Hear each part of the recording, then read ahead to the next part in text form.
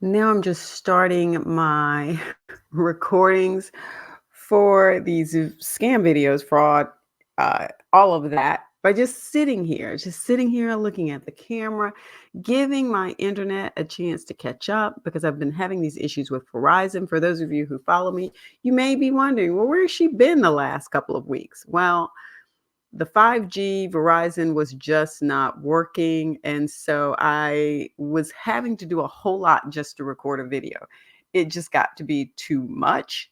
I don't think this is going to work. I think I'm going to have to go back to cable. In any case, hopefully the video is now synced and everything is running well. We'll see. I don't know. I never know until I'm done. And then I find out that it recorded some crappy video. And so then I have to use the local recordings. I have to wait for that to download. Then I have to sync everything in Adobe Premiere. It has tripled the amount of time that it takes for me to do a video. So I haven't been doing any videos because I just don't have that kind of time. The idea was to be able to use StreamYard, get a video done and completed and uploaded. 15 minutes, you're done. It's uploading on YouTube and you go on about your day. That was not the case. So now I'm just rambling at the beginning of this video, just trying to give the internet a chance to catch up. All right, Ms Legalista here. Welcome. I'm going to be talking about scams that you need to be watching out for. It is election day across the United States. For those people who have not early voted, today might be the day for you.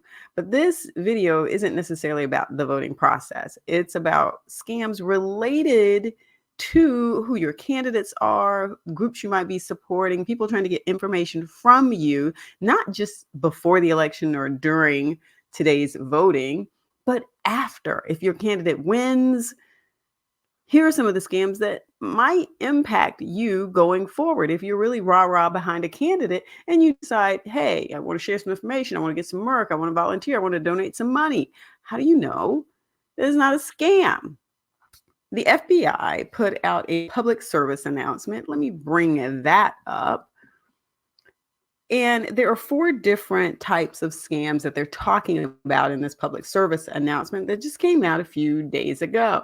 And look at this. It says perpetrate multiple fraud schemes. You guys, I tell you all the time, right? Scammers, fraudsters, they do not take holidays, vacations, weekends off. They work all the time, 24/7. They see a new opportunity and they go for it. And this is just another opportunity. The FBI is warning the public about scammers exploiting the 2024 U.S. general election to perpetrate multiple types of financial fraud schemes. They want your money. These scams target victims across the U.S. and have previously exploited state and local elections for similar scams. But why just stick to local and state when you can go across the whole U.S., right? As the scammers use the names, images, whoops, that's me, trying to do multiple things at one time.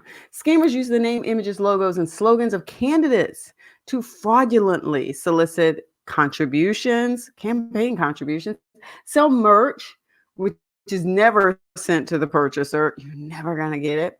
Or steal victim personally identifiable information that can be used for other fraud. For instance, hey, donate here. We collect your information and ta-da! Next thing you know, you've got all of these charges on your account that you did not make.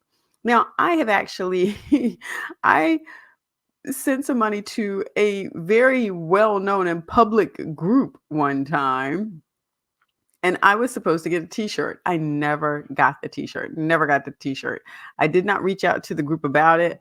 I just was like, okay, well, I support the group, so I guess that's just money in their pocket. But will I ever send them any more money? Nope.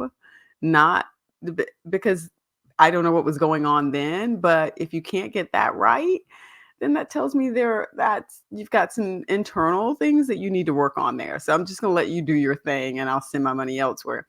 All right, so let's talk about some of these. The first one is a campaign investment pool scheme. You guys, now, if you fall for this one, please tell me you don't fall for this one. Victims are promised a return on their campaign contribution dollars if they invest in a pool to fund the candidate's campaign. First of all, this doesn't even sound like it meets election law. this sounds like this is totally illegal for anybody who has any understanding about how campaign contributions work.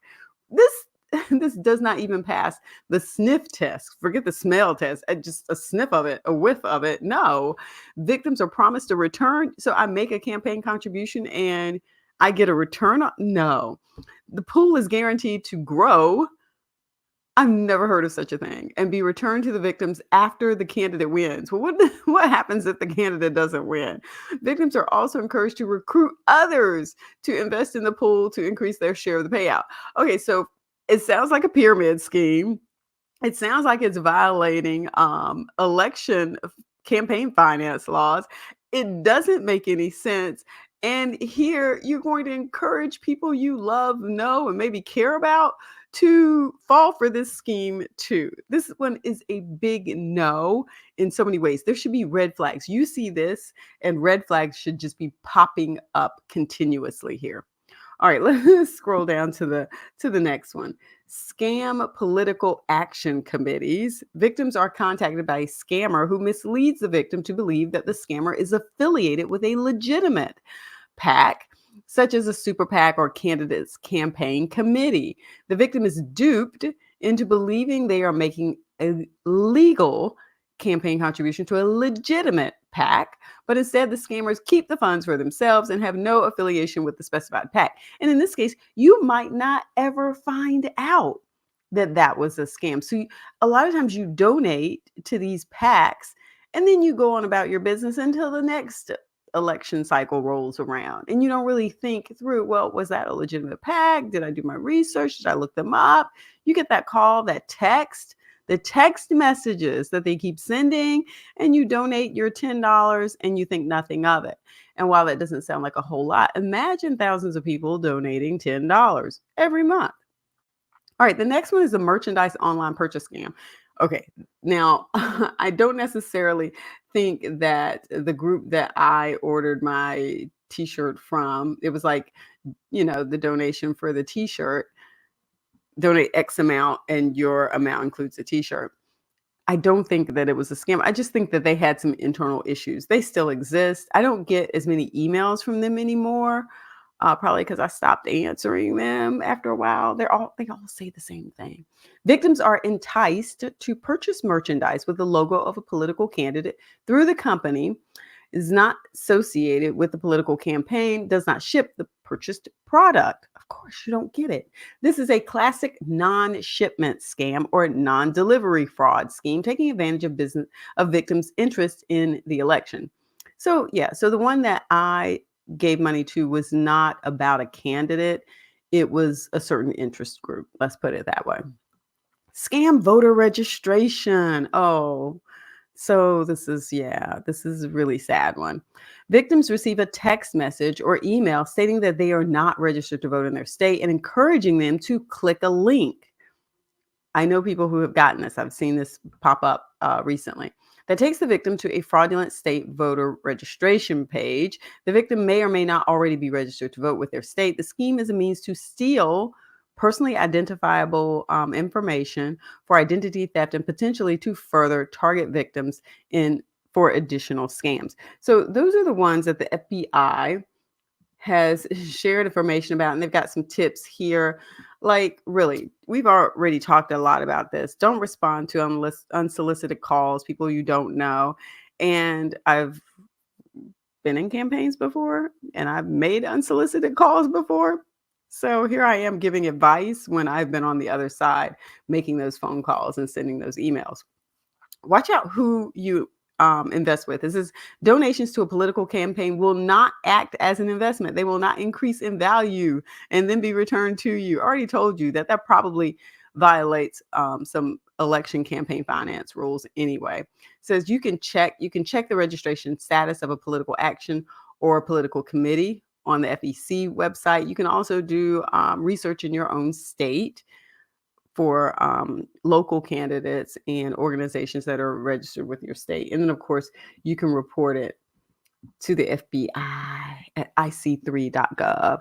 So there you have it. Like I said, scammers will take advantage of any opportunity to get your money, and this campaign season is just another one of them. So I hope these tips keep you informed about what to look out for those of you who are really engaged in the political process, and not just today on election day, but going forward in the future, especially after today. And then going into January, when there's the inauguration, all of those events, you'll see all of these sales pop up, people trying to sell merchandise, people trying to get you to donate to their causes.